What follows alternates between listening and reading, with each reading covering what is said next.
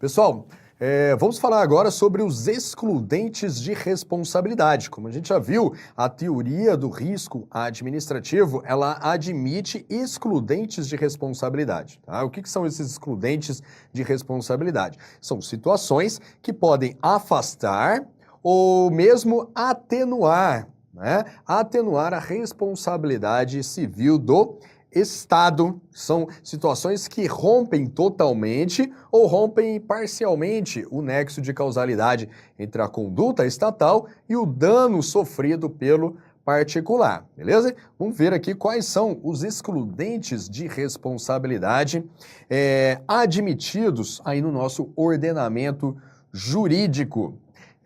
Culpa exclusiva ou concorrente da vítima, tá?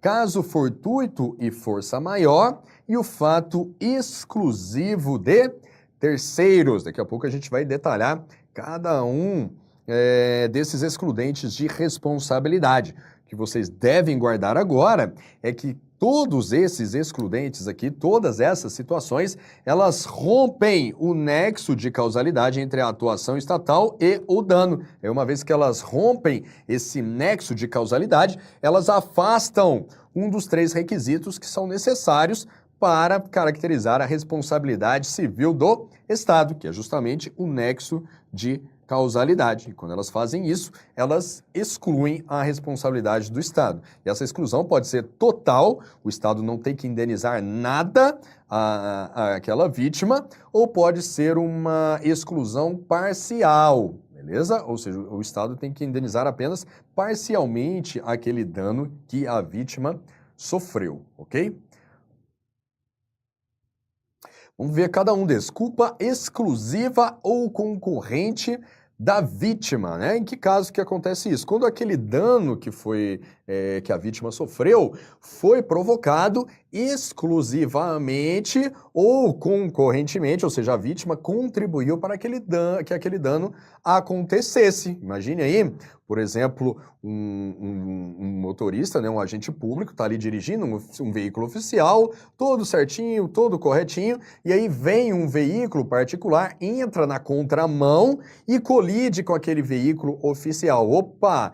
Esse acidente foi provocado por uma culpa exclusiva da vítima, né? A vítima é que entrou na contramão e bateu no veículo oficial. Se a vítima não estivesse andando na contramão, aquele acidente não teria acontecido. Então, aquele acidente aconteceu por culpa exclusiva da vítima. E esse caso é um excludente de responsabilidade. Ou seja, ainda que tenha um agente público envolvido ali naquele dano, o Estado não terá o dever de indenizar, porque foi culpa exclusiva da vítima. Agora imagine que aí neste mesmo exemplo, a vítima entrou na contramão e o agente público também, de alguma forma, ele contribuiu para que aquele dano acontecesse. Sei lá, imagine que os dois, que o agente público tivesse ultrapassado o sinal vermelho naquele momento em que a vítima entrou na contramão. Opa, então os dois tiveram culpa naquele acidente, né? Tanto a vítima que estava na contramão, como o agente público que ultrapassou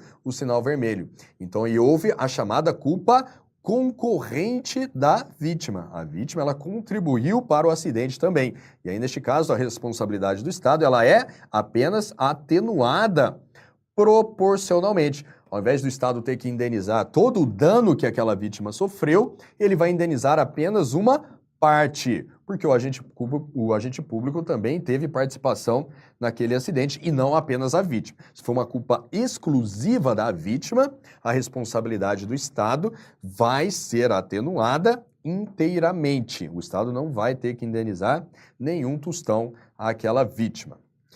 O segundo excludente de responsabilidade são aqueles casos fortuitos ou de força maior, que seriam eventos externos, imprevisíveis e não imputáveis à administração. Um exemplo clássico aqui é aquela enchente, né? Aquela enchente torrencial, imprevisível, que nunca aconteceu antes, que ainda que o município tivesse feito todas as manutenções lá nos bueiros, a enchente iria acontecer. Então, um fato externo à administração, um evento da natureza imprevisível, né? Não é uma chuva comum, não foi uma chuva comum e não imputável à a administração. Esse tipo de coisa, esse tipo de situação é um excludente de responsabilidade. O Estado não vai ter o dever de indenizar as vítimas aí dessa enchente, no caso, beleza?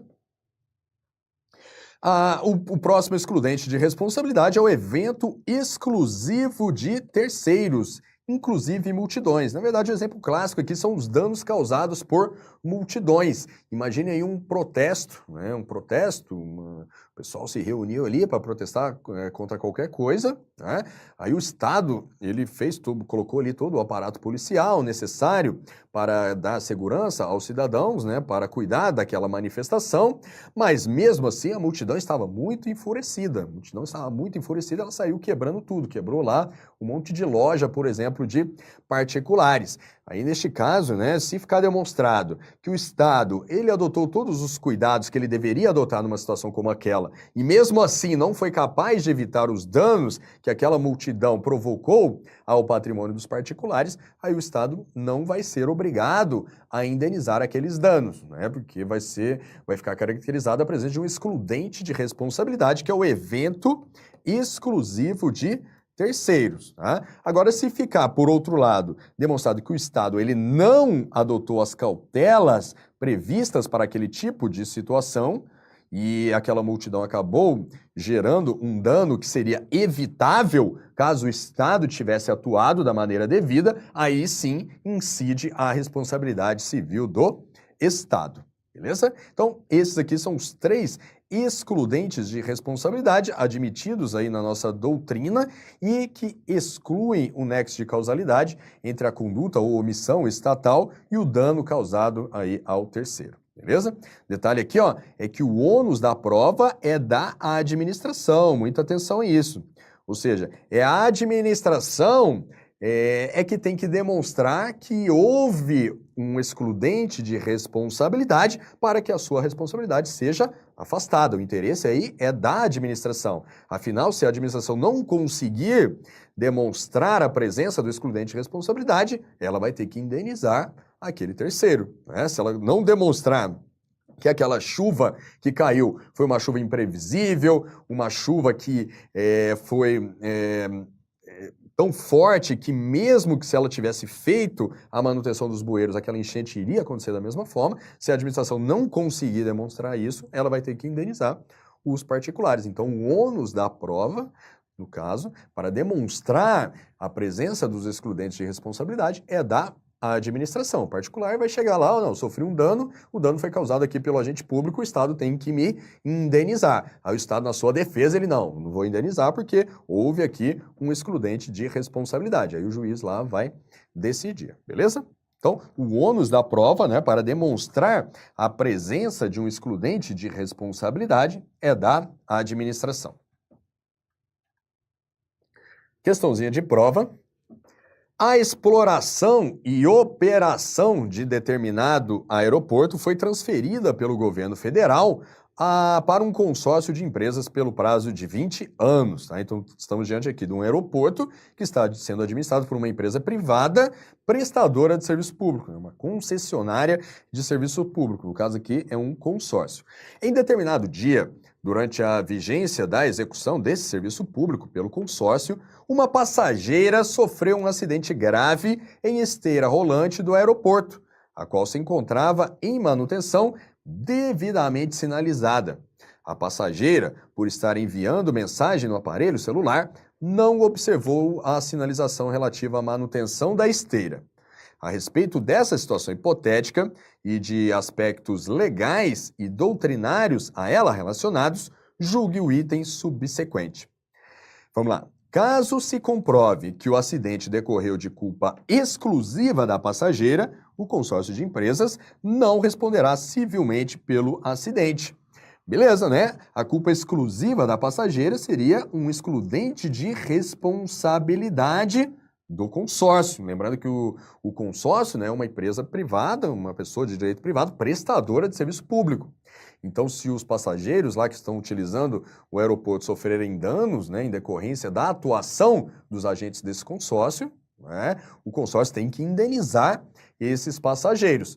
Mas aí o consórcio, por exemplo, nesse caso aqui, né, que a passageira caiu lá na esteira, se o consórcio demonstrar que esse acidente só ocorreu por culpa exclusiva da passageira, afinal de contas, o consórcio, como está dito aqui na questão, ele sinalizou que estava fazendo a manutenção na esteira e a passageira estava mexendo no celular ali na hora e não conseguiu ver a sinalização. Então, aqui está caracterizada realmente a culpa exclusiva da passageira, e isso é um excludente de responsabilidade. Beleza? O gabarito está correto.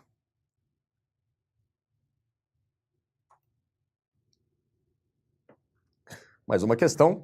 O Estado, tal qual os particulares, pode responder pelos danos causados a terceiros.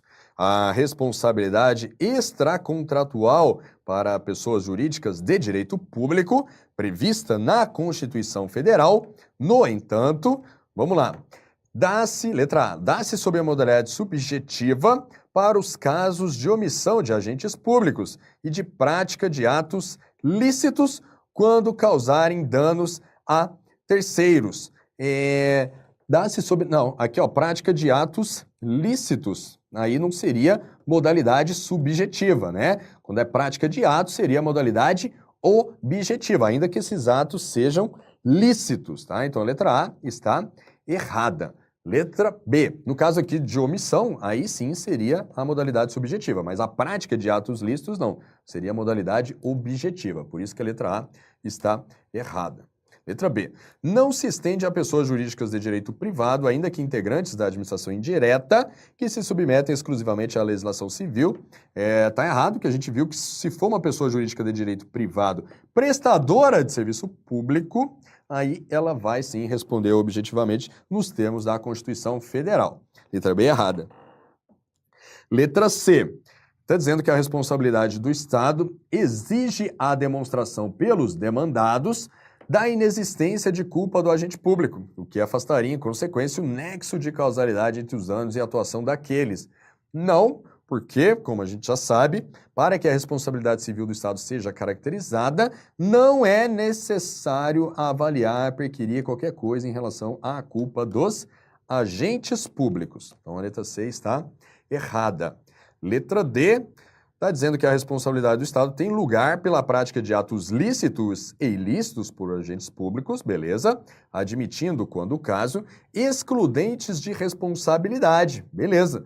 E esses excludentes afastam o nexo causal entre a atuação do agente público e os danos sofridos, exatamente. Né? A nossa responsabilidade objetiva é baseada, fundamentada na teoria do risco administrativo, que admite excludentes de responsabilidade, ou seja, situações que afastam o nexo causal entre a atuação do agente e os danos sofridos. Tá? Então, o gabarito aqui é a alternativa D.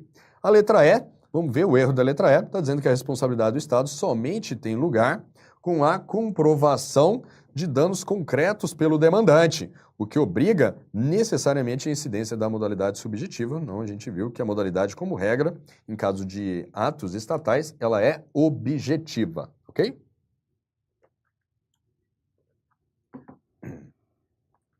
Mais uma questão. Em movimentada rua da cidade de Manaus, em que existem diversas casas comerciais, formou-se um agrupamento de pessoas com mostras de hostilidade. Em razão disso, um dos comerciantes da rua entrou em contato com os órgãos públicos de segurança responsáveis, comunicando o fato. Embora os órgãos de segurança tenham sido avisados a tempo, seus agentes não compareceram ao local, ocorrendo atos predatórios causados pelos delinquentes, o que gerou inúmeros danos aos particulares. A propósito do tema, é correto afirmar que... Então, aqui nós temos danos causados por terceiros, né? Por um agrupamento de pessoas. Então, nós podíamos pensar aqui que existiu um excludente de responsabilidade, beleza? Mas aqui no caso, percebam que o Estado ele foi avisado que isso poderia acontecer, mas o Estado ele não fez nada. Tá? Então, se a atuação do poder público pudesse evitar aquele dano, então a responsabilidade do Estado existe. Não se caracteriza um excludente de responsabilidade, no caso, beleza?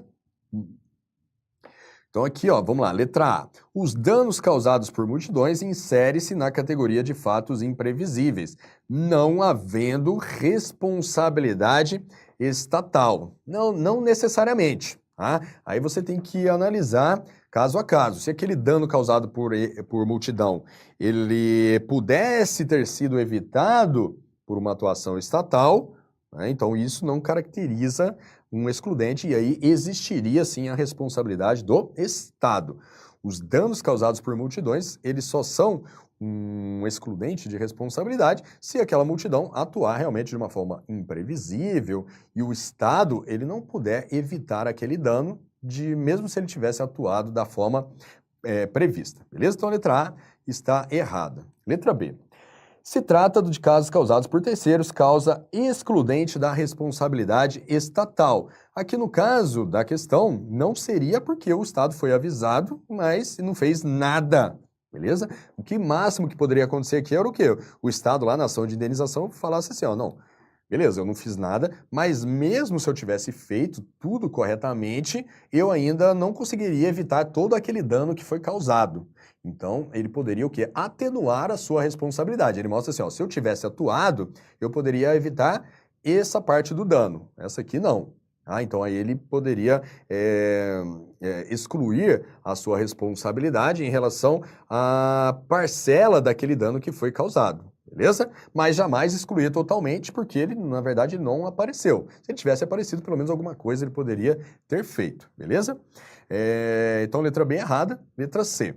O Estado arcará integralmente com os danos causados, haja vista tratar-se de hipóteses de responsabilidade subjetiva. Essa aqui até poderia ser o gabarito da questão, tá?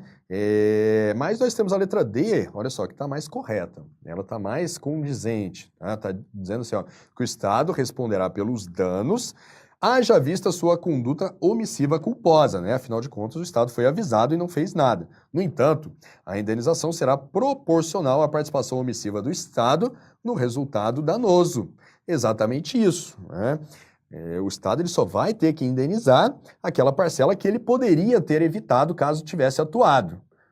Se foi aquela outra parcela que mesmo se o Estado tivesse atuado ele não poderia evitar, ele não terá o dever de indenizar, tá? Então o gabarito aqui é a alternativa D. É importante, tá, nessas questões assim, vocês lerem todas as alternativas, porque às vezes você para aqui na letra A, não, a letra A parece estar correta, aí já marca ela e pronto, parte para a próxima questão.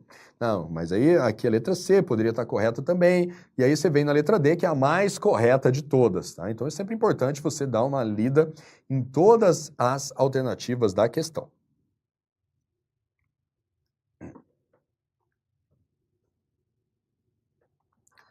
Agora vamos falar aí, pessoal, sobre as ações, né? Então, o que acontece? O que eu disse, né?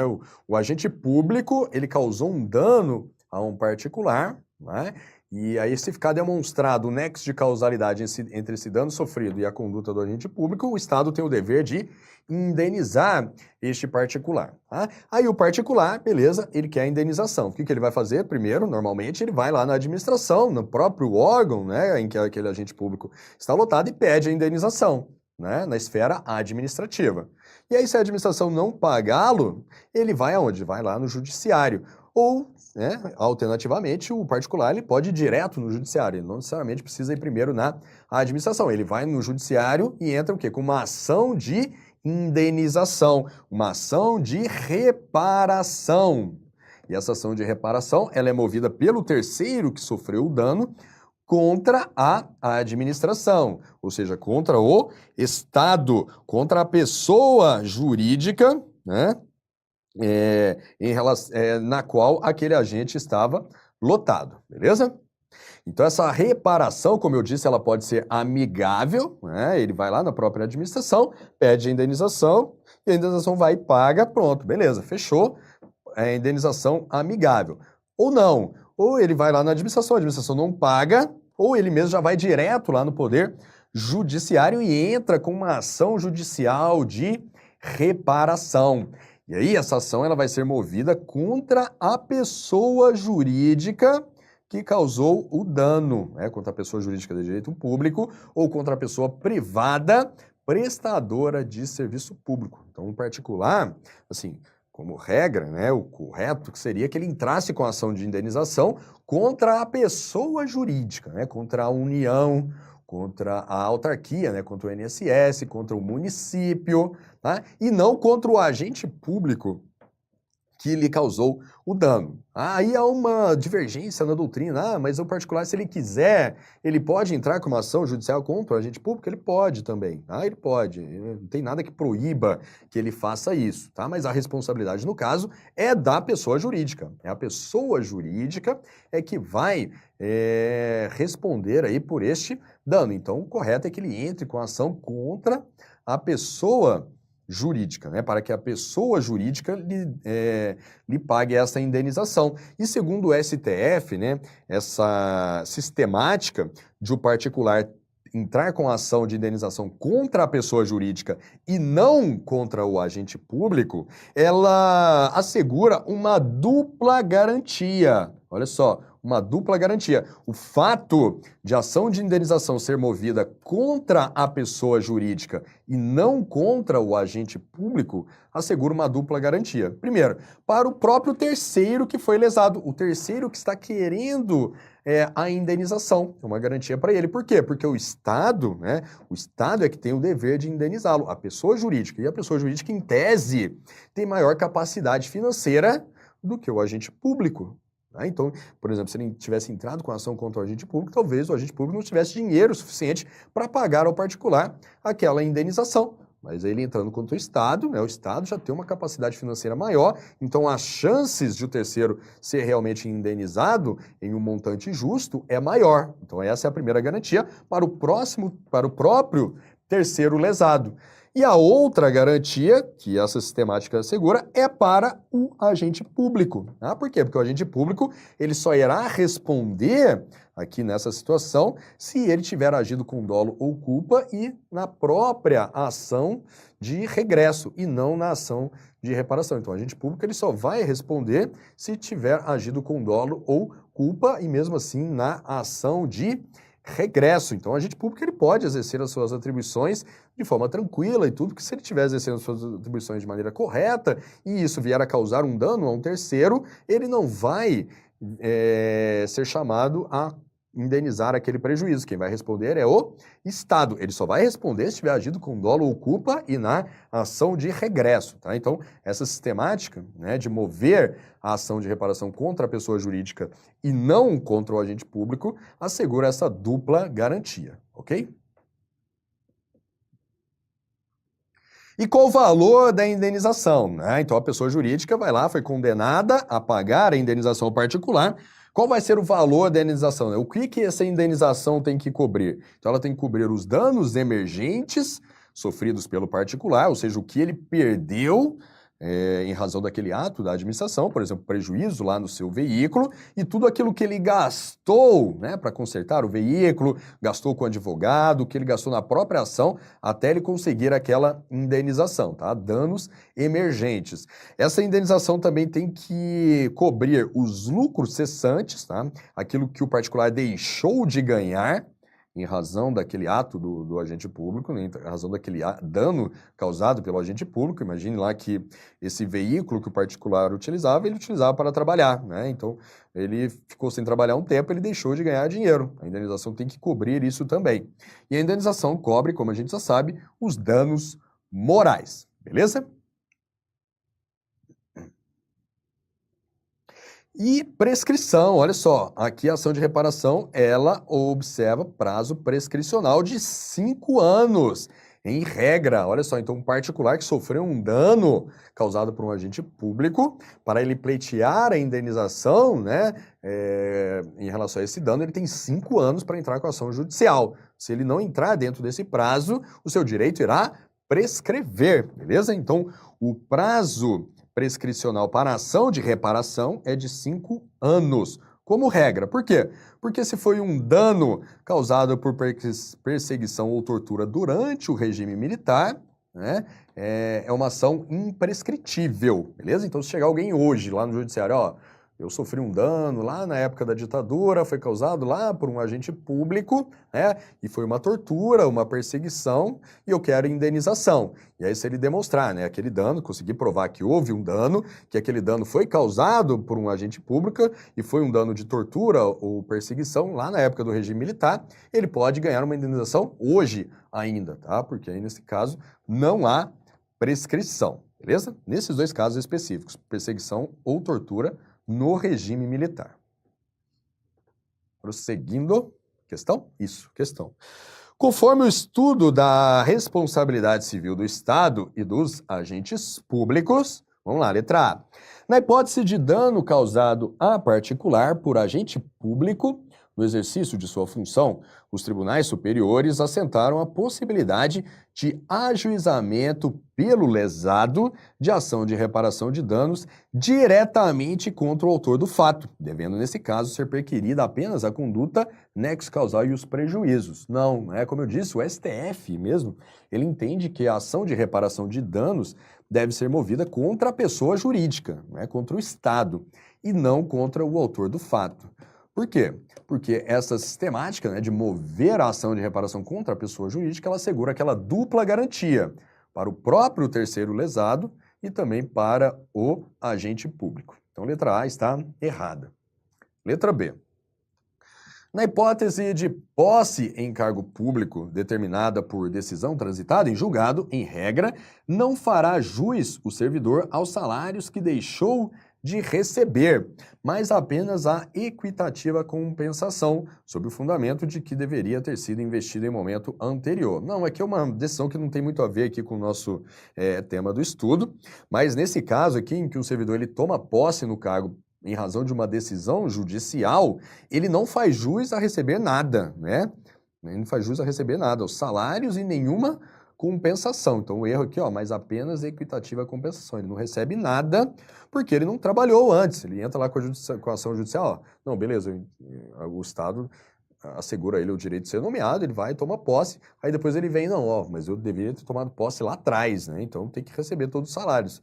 Aí o judiciário diz, não, você não tem direito de receber nada, porque você não trabalhou nesse período, então você só recebe daqui para frente, que é a partir de quando você está trabalhando. É mais ou menos essa a ideia, está um pouco fora aqui do nosso assunto, mas está errada aqui essa alternativa. Letra B. Constitui caso de concorrência de culpa o suicídio de detento ocorrido dentro de estabelecimento prisional do Estado, devendo haver redução proporcional do valor da indenização. Não, isso aqui não é uma regra, tá?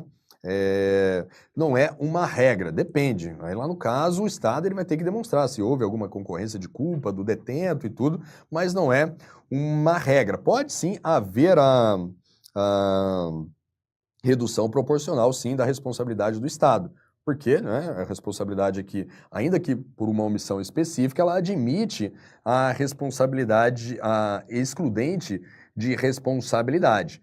Mas não é uma regra. Como eu disse, o ônus da prova aqui seria do Estado.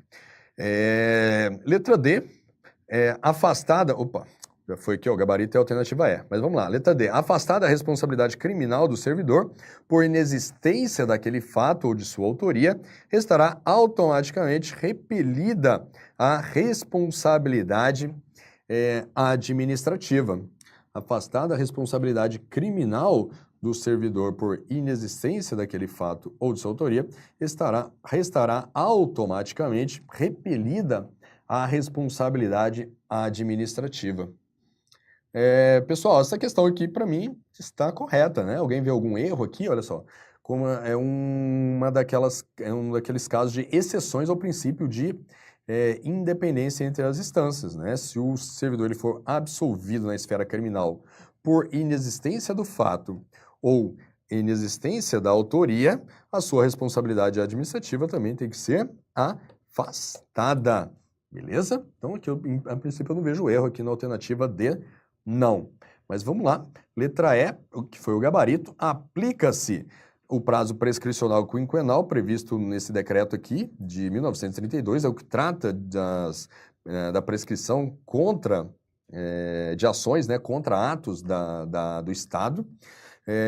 aplica-se esse prazo de 5 anos às ações indenizatórias ajuizadas contra a Fazenda Pública, afastando-se a incidência do prazo trienal previsto no Código Civil em razão do critério da especialidade normativa. De fato, o prazo prescricional das ações de reparação de danos é de 5 anos, gabarito é a alternativa E, mas a D aqui também poderia estar correta, beleza?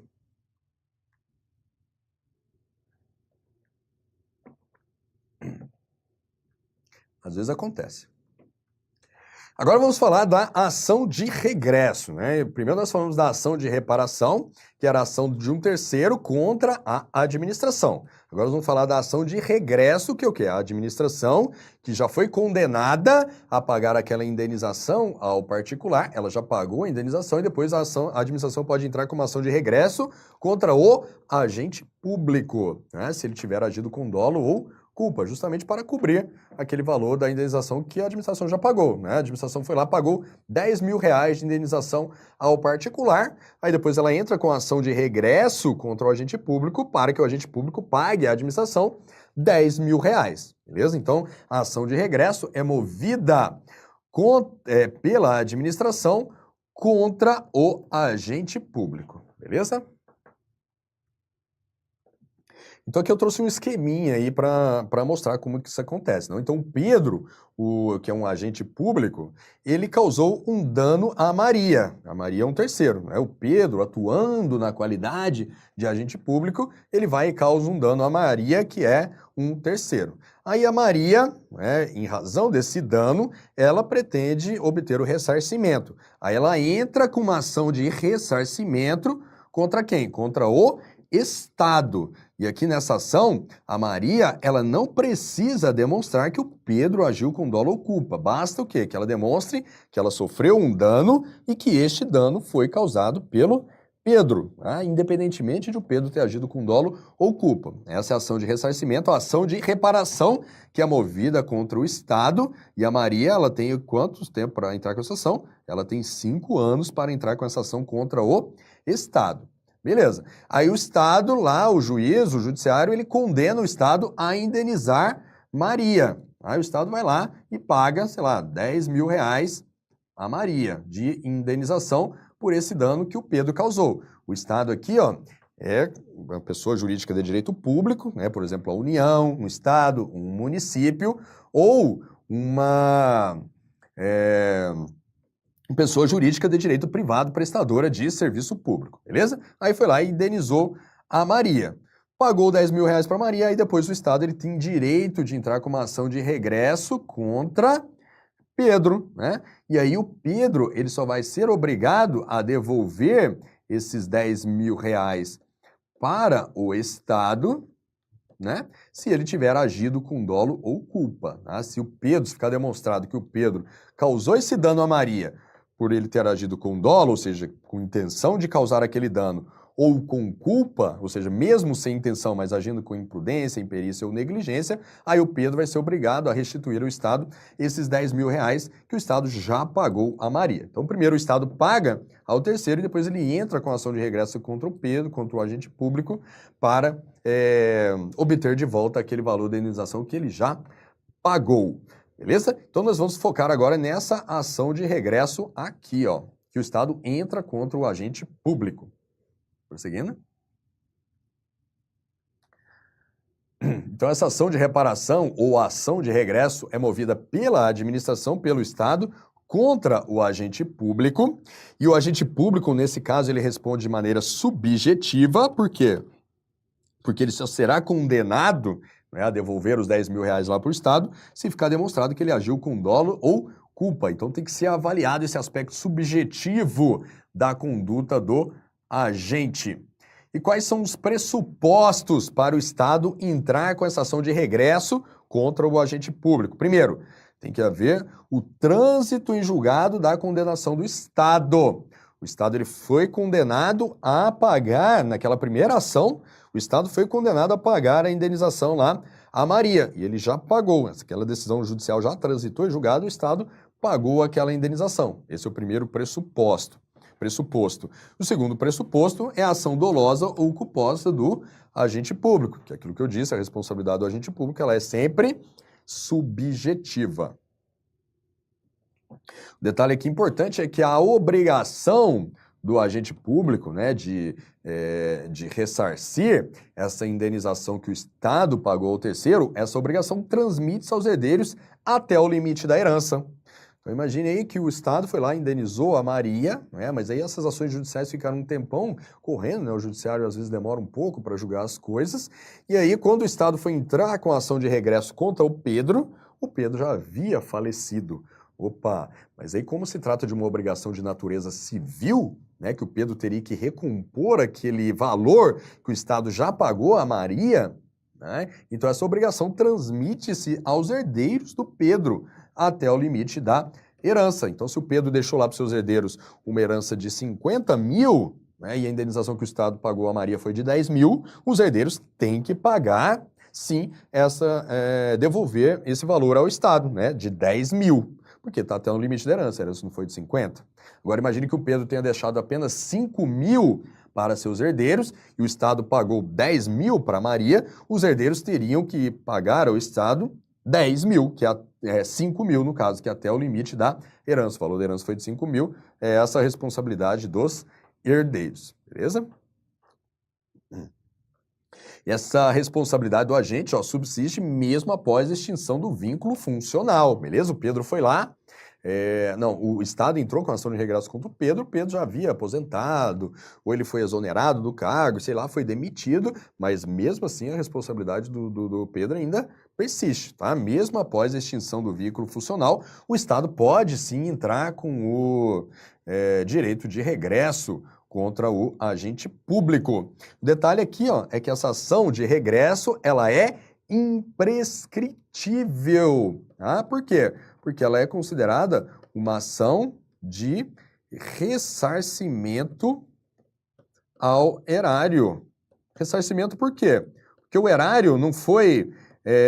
o valor, né, do patrimônio público não diminuiu quando o Estado pagou aquela indenização a Maria, não diminuiu em 10 mil reais, né? Então se o Estado só teve que pagar, imagina que o Estado teve que pagar aquela indenização a Maria, simplesmente pelo fato de que o Pedro, agindo com dolo ou culpa, causou aquele dano a Maria, né? Então o Estado foi lá e pagou a indenização para ela, então essa ação de regresso que o Estado move contra o agente público é uma ação de ressarcimento, é para recompor aquele valor que o Estado já pagou de indenização. E as ações de ressarcimento ao erário, elas são imprescritíveis, ou seja, o Estado ele pode entrar com essa ação de regresso a qualquer tempo, não se submete lá ao prazo prescricional de 5 anos. Então, perceba aqui a diferença. Ó. A ação de reparação, que é aquela ação movida pelo particular contra a administração, ela se submete ao prazo de prescrição de 5 anos. Já a segunda ação, que é a ação de regresso, que a administração, o Estado, move contra o agente público, essa ação é uma ação imprescritível, porque é uma ação de ressarcimento ao erário. Beleza? Vamos falar agora um pouco sobre a denunciação à lide. O que é a denunciação à lide? É alguém que está sendo chamado a responder em uma ação judicial, assim, de forma simples, né? Alguém que está sendo chamado a responder em uma ação judicial, chamar ali para responder também outra pessoa que tenha a ver com aquele caso. Né? Então, aqui no caso seria, será que o Estado, né? Será que o Estado, ele tem, na ação de reparação, que denunciar ali o agente público que provocou aquele dano, né? Maria entrou com ação contra o Estado. Beleza, o Estado ele está respondendo ali aquela ação. O Estado ele tem que denunciar ali o Pedro, que foi o agente que causou aquele dano? Não, tá? Então, como regra, a denunciação à lide, ela é inaplicável. Esse é o entendimento predominante. E em razão daquela própria dupla garantia que a gente já falou, né? Por que Maria entra contra o Estado e não contra Pedro? Porque o Estado, em tese, tem maior capacidade financeira que Pedro, então Maria teria que teria mais chances de ser indenizada. E outra, quando ela entra contra o Estado, ela não precisa de provar que houve dolo ou culpa de ninguém. Para você provar que houve dolo ou culpa, isso demanda tempo, demanda juntar provas, uma coisa mais difícil. Poderia demorar mais para Maria receber a indenização, então não seria bom para ela, né? E assim, em tese, Maria quer o quê? Ela quer ser indenizada. Ela quer ser indenizada, não importa quem vai pagar essa indenização. Então, o Estado pagando é melhor ali para a vítima. Então, por isso é que a denunciação à lide, ou seja, chamar o agente público para a ação de reparação, em regra, inaplicável. O agente público ele vai responder aonde? Apenas na ação de regresso, quando o Estado ele já pagou a indenização ao particular, beleza? Só que nós temos alguns entendimentos, né, tanto da doutrina como da jurisprudência, por exemplo, aqui do STJ, que diz que que pode sim haver a denunciação à lide, ela não seria obrigatória, mas ela pode acontecer, tá? Mas assim, como regra, a gente considera que o entendimento predominante é que a denunciação à lide do agente público, né, na ação de reparação, ela é inaplicável.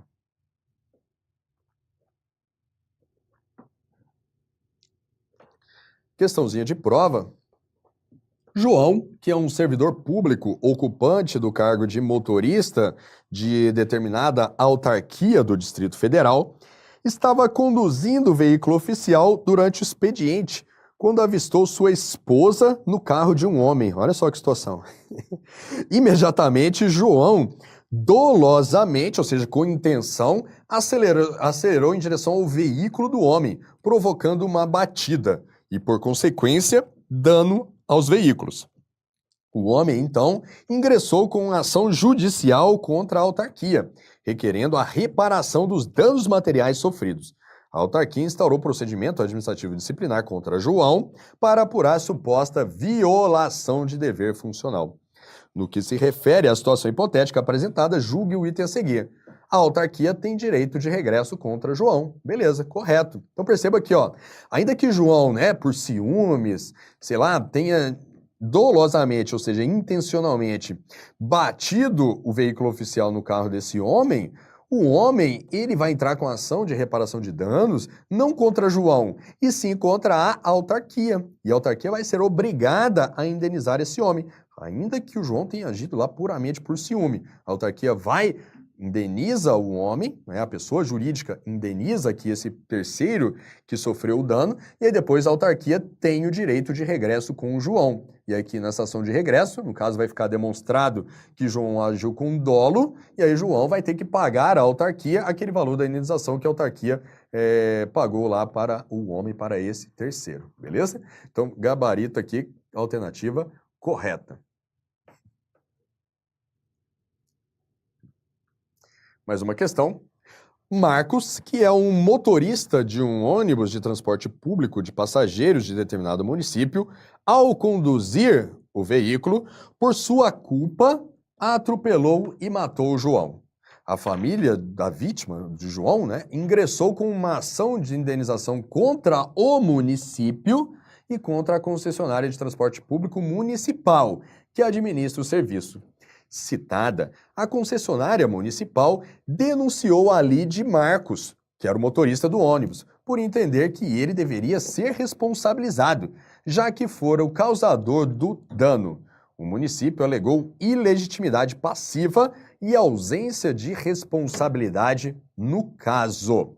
A respeito dessa situação hipotética, assinale a opção correta, conforme o entendimento doutrinário e jurisprudencial relativamente à responsabilidade civil do Estado.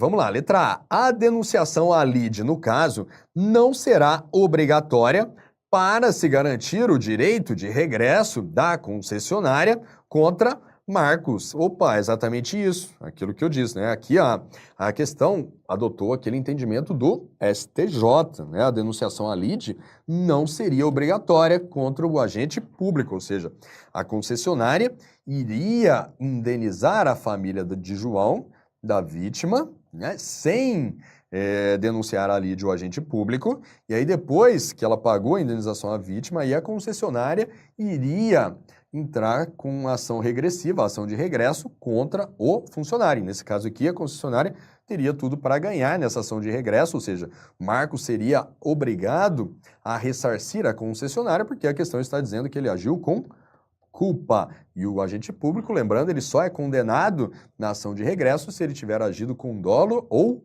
culpa. Beleza? Letra B, ó, tá errado porque está dizendo que a culpa é exclusiva ou concorrente da vítima, afasta a responsabilidade civil objetiva da concessionária. No caso aqui, se estivéssemos tratando em tese, aí sim, né, estaria correta, mas nós estamos analisando um caso concreto. E aqui no caso concreto, olha, está dizendo que o acidente aconteceu por culpa do motorista, do agente público. Então, não está caracterizada culpa exclusiva e nem concorrente da vítima. Então, não existe excludente de responsabilidade. Beleza? Então, a letra B está errada. A reparação civil do dano pelo município, sujeito ao prazo prescricional de 20 anos. Não, aqui no caso a responsabilidade não é do município, e sim da concessionária. Beleza? E a responsabilidade dela sujeita ao prazo prescricional de 5 anos. Ou seja, a vítima, que é a família do João, né, tem 5 anos para entrar com a ação de reparação contra a concessionária e não contra o município. Então, a letra C é errada. A letra D, a responsabilidade civil da concessionária, na hipótese, será subjetiva. Não, né, será objetiva, porque o João estava dirigindo o motorista, o ônibus da empresa, né? Então ele estava praticando um ato, dirigindo o ônibus. Pois João não era usuário do serviço público de transporte coletivo, não, né? A responsabilidade ela é objetiva, tanto em relação a danos causados a usuários, como a não usuários do serviço de transporte. Então a letra D está errada. E letra E, a responsabilidade civil do município, no caso, será objetiva, primária e solidária. Não, né? No caso, a responsabilidade é da concessionária e não município, mas admite-se que a responsabilização subsidiária do município, não seria nem solidária, seria até subsidiária, ou seja, se a concessionária não conseguir pagar aquela indenização, o município poderia ser chamado de maneira subsidiária, beleza? Então, o gabarito aqui realmente é a alternativa A.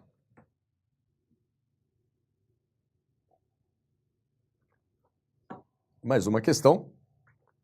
Aristides da Silva era um operário e, a pretexto de sua participação em um grupo político considerado subversivo, foi preso e torturado por agentes policiais estaduais no ano de 1976.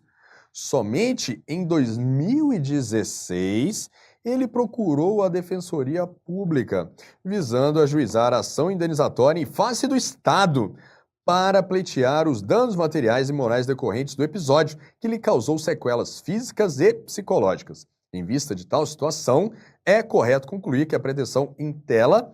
Olha só, então Silva, o Aristides da Silva, ele sofreu um dano lá na época do regime militar, né, em 1976. E aí, só que 40 anos depois, ou seja, só agora em 2016, é que ele veio pedir a indenização em razão desses danos. Opa, tem prescrição aí ou não? Não, né? A gente já viu que esta é uma exceção.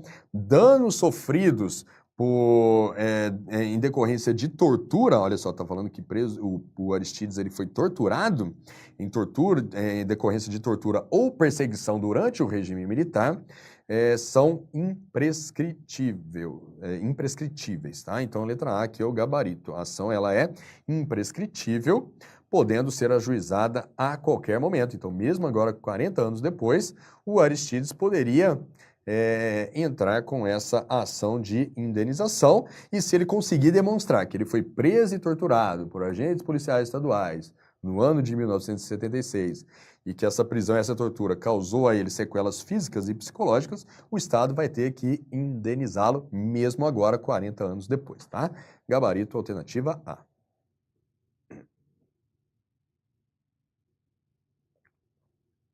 Prosseguindo.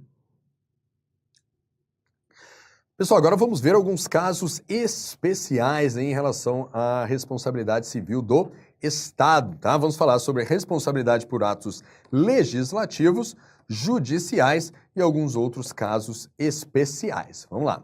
Responsabilidade por atos legislativos. O que é um ato legislativo? a edição de uma lei, né? O Poder Legislativo vai e aprova determinada lei, e essa lei, ela, por alguma razão, ela causa algum dano a alguém, né? Alguém sofre um dano em decorrência das disposições desta lei. E aí? O Estado tem que indenizar esse terceiro, esse particular que sofreu o dano em decorrência desta lei?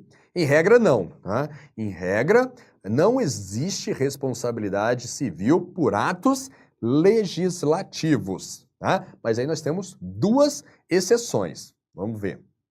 Tá? Em regra, não há responsabilidade, mas nós temos duas exceções, que é o que mais cai na prova, né? As exceções. Primeiro, leis inconstitucionais. Olha só, se uma lei que foi posteriormente declarada inconstitucional pelo Poder Judiciário e essa lei causar um dano a alguém, né? Aí o Estado tem que responder, ele responde objetivamente por este dano. Mas o detalhe é que a lei tem que ter sido declarada inconstitucional, no controle abstrato de concentrado abstrato de constitucionalidade. Então, é imprescindível aqui, para caracterizar a responsabilidade do Estado, que a lei tenha sido declarada inconstitucional e ela também tenha, logicamente, provocado algum dano a alguém.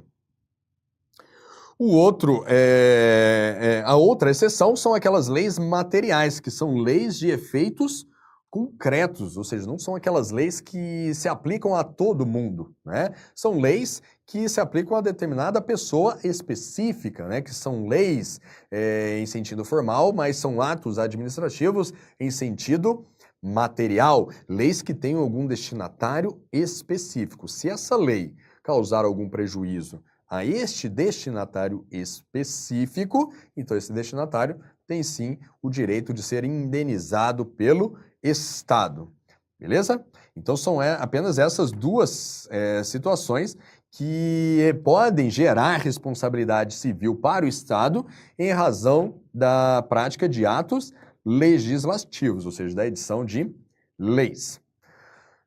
Fala agora sobre atos judiciais, ou seja, um juiz, né, um tribunal do Poder Judiciário decidindo alguma ação judicial, tá? Então, e tem regra, né? Geralmente uma ação judicial, ela afeta o interesse de alguém, né? Alguém vai ter que pagar alguma coisa, alguém vai ficar contrariado com aquela decisão do judiciário. Aí, pô, sempre o judiciário vai ter que, sempre que o judiciário causar algum dano a alguém, o Estado vai ter que indenizar? Não, né? Como regra, não há responsabilidade do Estado em razão de atos judiciais, tá? Mas aí também nós temos duas exceções. Primeira exceção, quando ocorre um erro judiciário e a pessoa, em razão desse erro judiciário, ela fica presa além do tempo na esfera penal. Então, erro judiciário e a pessoa ficar presa, né, além do tempo na esfera penal, isso causa a responsabilidade civil objetiva do Estado, beleza? Então imagine lá, porque em razão de um erro do juiz, ele decretou a prisão de determinada pessoa, lá, por 2 anos. A pessoa ficou presa por 2 anos, foi solta, depois ela mostra, cara, eu fui preso aqui, fiquei 2 anos preso, mas isso decorreu de um erro judiciário. Opa, e o Estado tem o dever de indenizar os danos que essa pessoa sofreu, danos morais, eventuais danos materiais.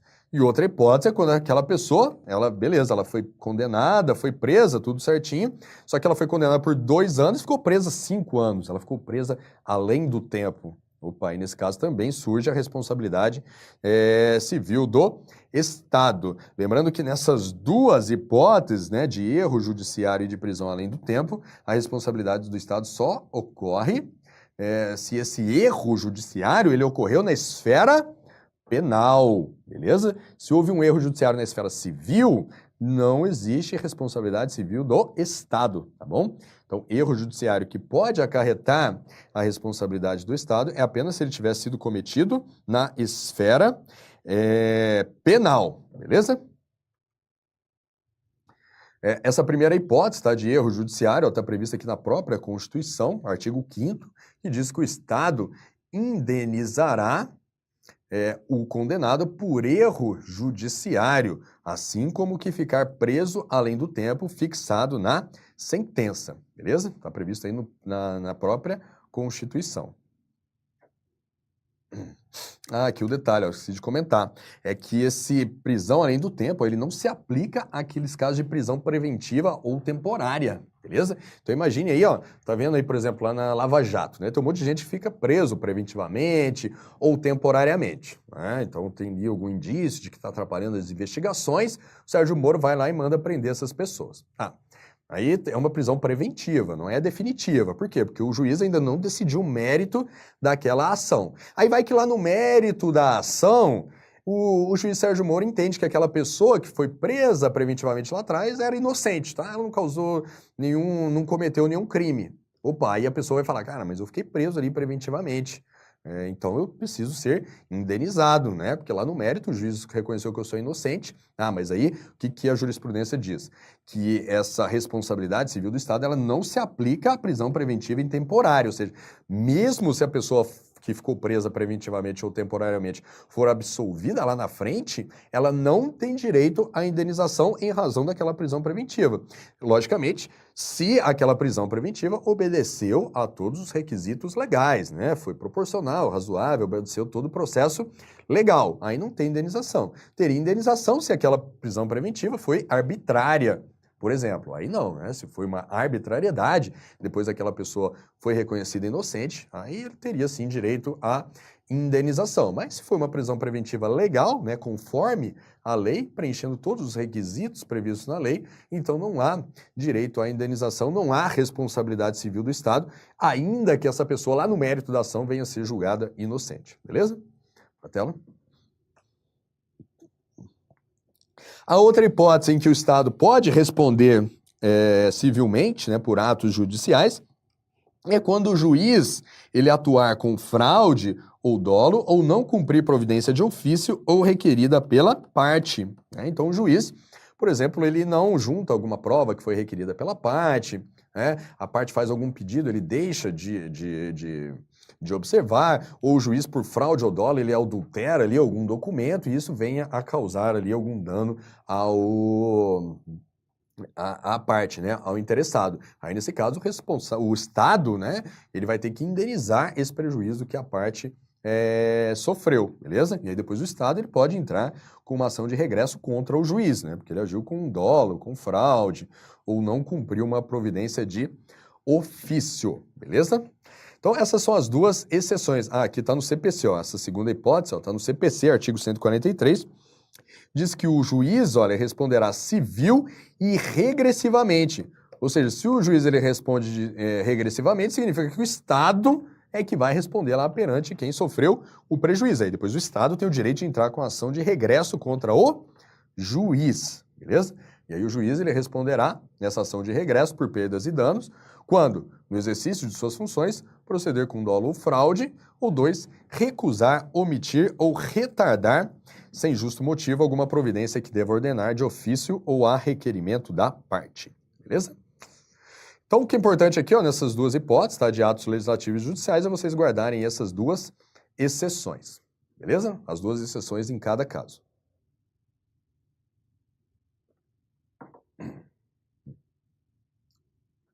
Uma questãozinha, ó. Em nenhuma circunstância será o Estado responsabilizado por danos decorrentes dos efeitos produzidos por lei, uma vez que a atividade legislativa é fundamentada na soberania e limitada somente pela Constituição Federal de 88. Errado, né? Porque assim, como regra, de fato, o Estado ele não é responsabilizado por danos decorrentes dos efeitos produzidos por uma lei, mas não é em nenhuma circunstância, né? Porque se for uma lei de efeitos concretos ou uma lei declarada inconstitucional pelo judiciário, aí sim existe a responsabilidade civil do Estado. Tá? Então, gabarito, questão é errada. Agora vamos ver alguns casos especiais. O primeiro caso especial são os danos decorrentes de obras públicas, tá? Danos decorrentes de obras públicas. Aí nós temos que ver, primeiro, se foi um dano causado pelo só fato da obra, ou seja, um dano que aconteceu Pelo simples fato da obra existir. Foi tudo feito corretamente, né? A empreiteira ou a administração que está tocando aquela obra seguiu todos os requisitos de segurança, todas as técnicas de engenharia aplicáveis àquele caso, mas mesmo assim aconteceu um dano. Né? Aconteceu um dano. Imagine aí que está construindo um metrô. Né? Construir um metrô tem que cavar um túnel. Aí você vai fazer o túnel, você coloca lá alguns explosivos, né, para abrir o buraco lá no solo. E aí esses explosivos, eles fazem tremer a terra. E essa tremedeira na terra pode causar o quê? Rachaduras nas casas ali vizinhas àquela obra. Opa, mas aí não tem como isso não acontecer, né? É um dano que foi causado lá àquela casa pelo só fato da obra, pelo simples fato daquela obra estar acontecendo, isso pode causar danos a terceiros, beleza? E aí, se o dano foi causado pelo só fato da obra, ou seja, sem culpa de ninguém, né? Aí a responsabilidade é do Estado e é objetiva, tá? E aí nós não precisamos perquirir quem está realizando a obra. A responsabilidade é sempre do Estado e ela é objetiva. Se for uma obra pública, né, ainda que esteja sendo realizada pelo próprio Estado ou por uma empreiteira contratada pelo Estado, em qualquer caso, se o dano foi causado pelo só fato da obra, esse exemplo que eu dei do explosivo, né, que causou rachaduras, o Estado é que vai ter que indenizar lá os proprietários daquelas casas que sofreram as rachaduras. E a responsabilidade do Estado, ela é objetiva, não precisa provar culpa de ninguém. Agora, por outro lado, se o dano foi causado por uma má execução da obra, tá? Então, ou seja, se a obra tivesse sido executada corretamente, aquele dano não teria acontecido, mas como ela foi executada de maneira incorreta, ou seja, houve uma má execução da obra, aí provocou o dano, aí é necessário o quê? Perquirir quem está executando aquela obra. Aí você pergunta, quem está executando aquela obra? Houve uma má execução, essa má execução causou um dano, então quem vai responder? Primeiro você pergunta, quem executa a obra?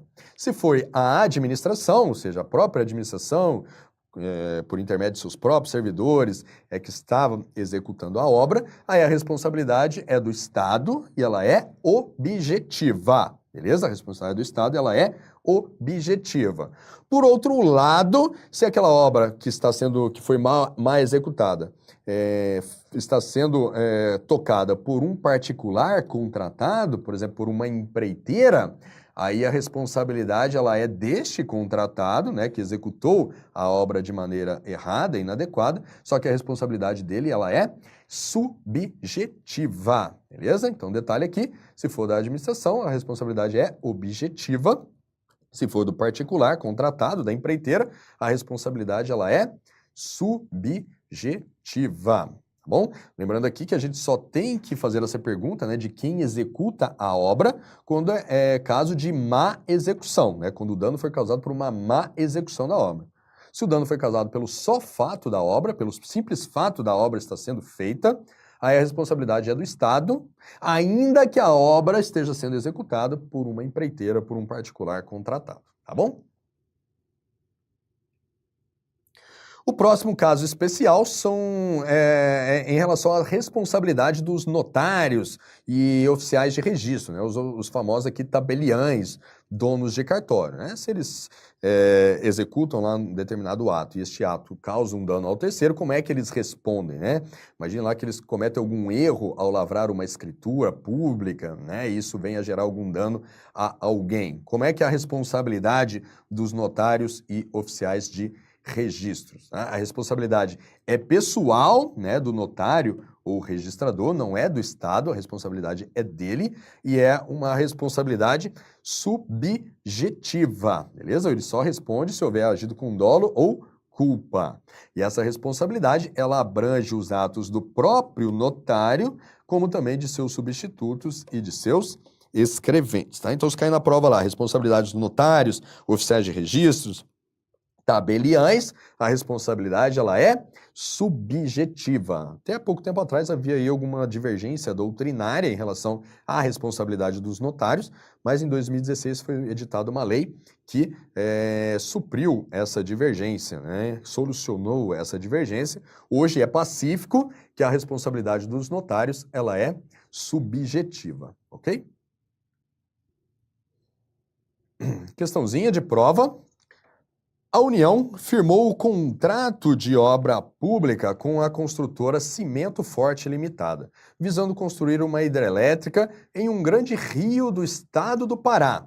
Obra essa que durará cerca de 3 anos, de forma a diminuir o risco futuro de crise de energia elétrica. Para tanto, utilizou-se da dispensa de licitação. Nos termos desse contrato de obra pública, todas as indenizações por danos causados a terceiros em decorrência da obra seriam suportadas pela construtora. Com base nessa situação hipotética, julgue os itens subsequentes. Caso um terceiro sofra danos em decorrência da mencionada obra, ele poderá ingressar com ação de reparação de danos diretamente contra a construtora, com fundamento na responsabilidade civil objetiva na forma da Constituição. Opa, olha só, pessoal, se for a construtora que irá responder pelo dano, ela responde de maneira o quê? Subjetiva, né? Nós vimos aí que a construtora, ela pode responder em caso que de má execução da obra. Se essa má execução da obra, ela causar um dano a um terceiro, né? O terceiro ele pode entrar com uma ação de reparação contra a própria construtora, mas a responsabilidade da construtora será subjetiva. Tem que mostrar lá que ela executou de forma inadequada aquela obra, tem que mostrar que ela não executou determinado procedimento, enfim, tem que haver uma perquisição de natureza subjetiva, tá? Então o gabarito aqui está errado. Beleza, pessoal? Um grande abraço aí e até a próxima.